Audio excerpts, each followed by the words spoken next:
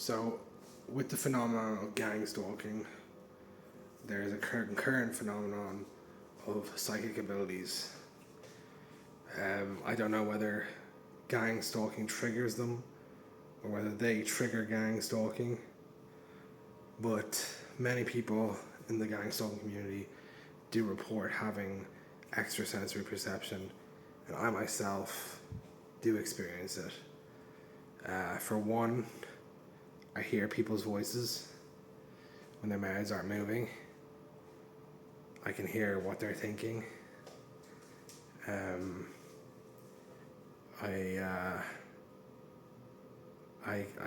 also hear external voices telling me what's happening.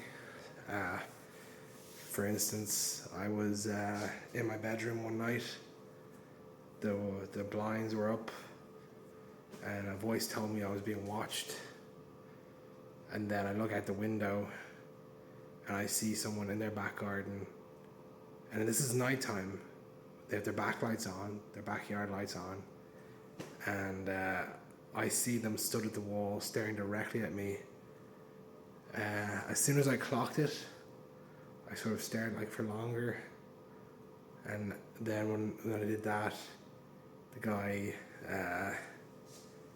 he suddenly pulled away, went back into his house, turned all the lights off, all the lights. Who's in their garden at like 10 p.m. standing behind a wall staring at something? And then when I notice them, they scurry back into the house and turn all the lights off. Turn all the lights off? Like you were just stood in the garden 5 seconds ago staring from a wall, and now you've just gone to your house and turned all the lights off.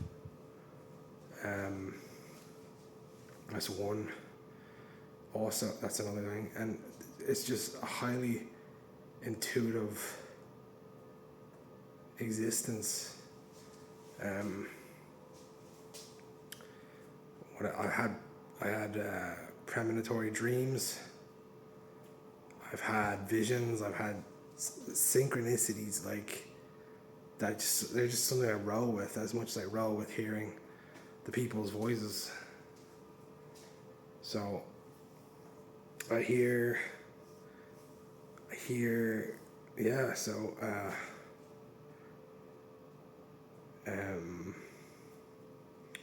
yeah, an uncanny ability to size situations up, and people think you believe in gang stalking. How can you think you're amazing at perceiving situations? The truth is, like, gang stalking, it doesn't operate in the classical reality we all have at our head of we're all individuals walking through a world with other individuals, and there's none of this psychic stuff is going on. It's very real and it's going on, and I've even considered things like solipsism to explain it. That's a head trip though. I think it's because I think that what's happening is we all share common space, and within this common space is where we think. It's how we think. So we're all existing in this shared consciousness that's not exactly in the external world, but it's a shared consciousness space. It's not in the physical world, but the consciousness is not in the physical world, but we all share the same cognitive space. We're much more tuned to the environment than they would have you believe. We know birds have magnetic sensors in their head, electromagnetic sensors. We know dogs can smell like 100 times better than us. What abilities do some people have that we just haven't discovered yet?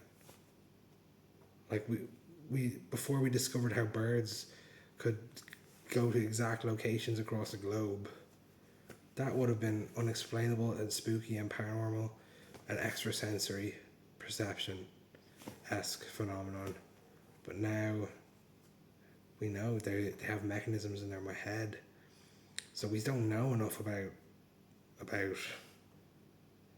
our abilities of our brain. We barely understand how our brain works. So what are people saying? You know, gang stalking isn't real. ESP isn't real.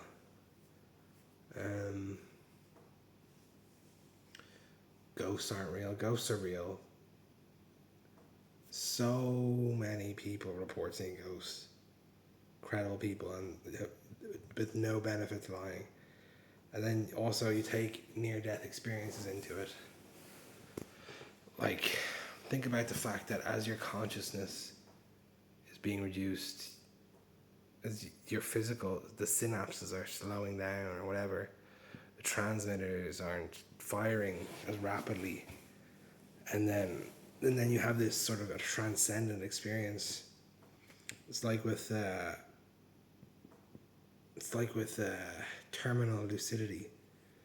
People with schizophrenia and dementia and that sort of thing become cognitively reverted to a previous state, so they can communicate with their loved ones before they die. Now, if the brain is what this personality consciousness structure is in, and the neurotransmitters of the brain are what decide this, how could someone who's so far gone along schizophrenia or dementia, how could they just suddenly come back to normal? So it's like, we don't know. We don't know what it is. We have no idea. Some of us, I have more of an inkling than a top neurosurgeon, but I know that it's still nothing. I still know nothing. And that's how you can become a victim of gang stalking, because you can't know everything, and something's going to come out of the abyss for you when you are investigating it for so long. So, you know, Diaries of a Targeted Individual. You know, it's actually a better life than being a Hollywood movie star. More, it's more on the pulse of reality. It's wealth. Your health is your wealth. Your mental health is your wealth. I can remain sane in this thing. I can remain sane. How could I be sane? I'm obviously sane. How could I be sane and yet completely insane at the same time? I don't know.